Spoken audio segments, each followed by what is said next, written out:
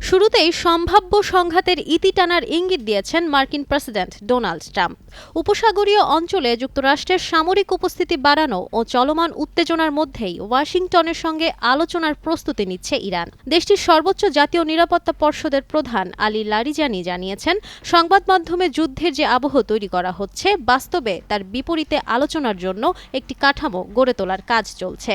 এদিকে ফক্স নিউজকে দেওয়া এক সাক্ষাৎকারে ট্রাম্প বলেন, ইরান সামরিক সংঘাতের চেয়ে আলোচনায় বসতেই বেশি আগ্রহী, তবে প্রয়োজনের শক্তি প্রয়োগে যুক্তরাষ্ট্র প্রস্তুত বলেও হুঁশিয়ারি দেন তিনি।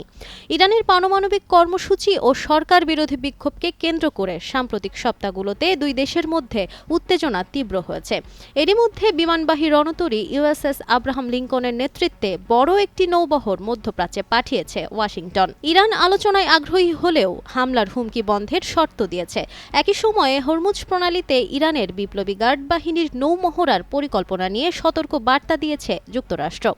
এ বিষয়ে ইরানের পররাষ্ট্রমন্ত্রী আব্বাস আরাকচি বলেন, বিদেশি শক্তির সামরিক উপস্থিতি অঞ্চলে উত্তেজনা কমানোর বদলে বাড়িয়ে দেয়। বিশ্লেষকরা মনে করেন, যুক্তরাষ্ট্র ও ইরানের এই কৌশলগত বার্তা বিনিময় আসলে আলোচনার আগে শক্ত অবস্থান তৈরির প্রচেষ্টা। সামরিক উপস্থিতি বাড়ালেও উভয় পক্ষই সরাসরি সংঘাতে যেতে চাইছে না, বরং পারমাণবিক ইস্যু ও আঞ্চলিক প্রভাব নিয়ে সমঝোতার পথ খুঁজতেই চাপ ও সংলাপ একসঙ্গে চালানো হচ্ছে।